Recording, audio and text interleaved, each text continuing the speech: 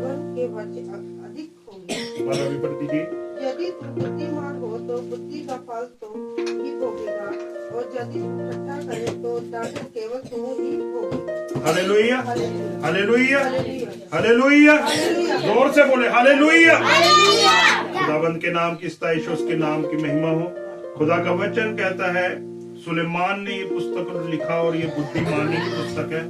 बुद्धि से खुदा ने उसे यूज किया। वचन कहता है यहोवा का भय मानना, हालेलुया, यहोवा का भय मानना बुद्धि का आरंभ है, और परम पवित्र ईश्वर को जानना ही समझ है। हालेलुया। खुदा का बंदा इस बात को कहता है कि जब हम यहोवा का डर मानना शुरू होते हैं तो हमें क्या मिलती है? बुद्धि। क्या मिलती है? बुद्धि। हमारे जीवन में खुदाबंद ने बुद्धि मतलब ये दिमाग जब दिया है तो इसे बुद्धिमानी से हम यूज करें कि खुदा ने मुझे बुद्धि दी है। उसने बोला कि एक गीत गाता कह रहा है, घोड़िया ते खच्चरा वांगना बन तू, कुछ भी समझ नहीं होना, क्योंकि उनको समझ नहीं दी जो इंसान को दी है। जब हमें खुदा ने बुद्धि दी, आप देखें कि सब चीज टूटे तो जुड़ जाती है। जुड़ जाती कि नहीं जुड़ जाती? हड्डी टूटे द्वारा जुड़ जाती है।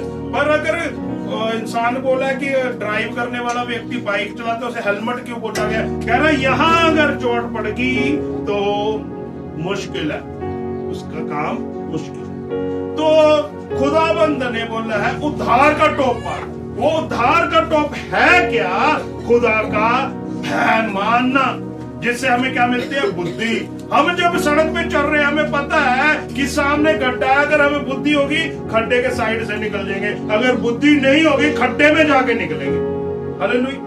तो खुदा का वचन कहता है यहोवा का भय मानना बुद्धि का क्या है? आरंभ। आरंभ, शुरुआत। खुदा का कलाम कहता है ये गलती नहीं करनी, तो हम क्या करते हैं? बुद्धि से हम आरंभ करते हैं। हमारे जीवन में बुद्धि का आरंभ शुरू हो जाता है। हालेलुया।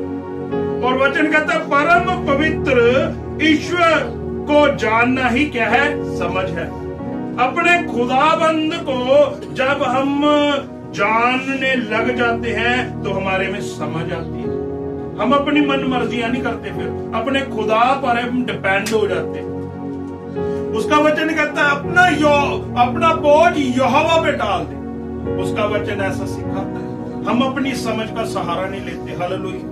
जब हम अपने खुदा पर भरोसा रखते हैं तो खुदाबंद हमें ऊंचा उठाना शुरू करता है। पर जब हम अपनी मनमानी करते हैं तो वचन 12 क्या कहता है? अगर देखें हम, यदि तू बुद्धिमान हो तो बुद्धि का फल तू ही भोगेगा। वचन कहता है यदि तू बुद्धिमान हो जाएगा तो इसका फल भी तू भोगने वाला है। वचन अगर कहता है यदि तू ठट्ठा करे तो दंड भी केवल तू ही भोगेगा।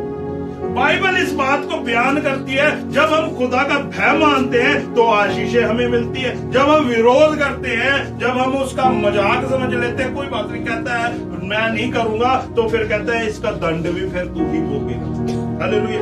वचन 11 कहता है मेरे द्वारा तेरी आयु क्या होगी? बढ़ेगी। जब हम खुदा के भय के अंदर होते हैं, उसके डर के अंदर होते हैं, तो हमारी क्या होती है? उम्र बढ़ने शुरू हो जाती है, क्योंकि हमें वचन सीखना शुरू कर देते हैं, उस पर मनन करते हैं। वचन कहता है फिर तेरी आयु बढ़ेगी और तू जीवन के वर्ष अधिक होंगे तेरे।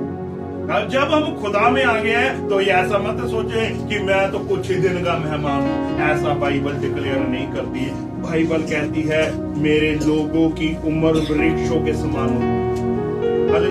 आप देखते हैं वृक्ष, जब हमारे किसी दादा परदादा ने लगाया, कोई पेड़ आज भी मौजूद है, उसका प्रमाण है कि आप आशीषित होंगे, आप ब्लेस होंगे। उसने आपको कर्ज के लिए नहीं बुलाया, आपको शराबों के अधीन रहने के लिए बुलाया, बल्कि आपको ब्लेस करने के लिए बुलाया। आप ब्लेस होंगे, आपके बेटे बेटियां भी ब्लेस होंगे। ये काम कब होगा? जब वचन कहता है उसका भय मानना आप शुरू हो जाएंगे। भय ये नहीं है कि आपने सुना और भूल गए, आपने उसका ठट्ठा नहीं करा वचन का, आपने उस पे मनन किया। कहना सुनने वाले नहीं बल्कि चलने वाले बनो। जब हम चलना शुरू होते हैं तो ब्लेसिंग शुरुआत हो जाती है आने।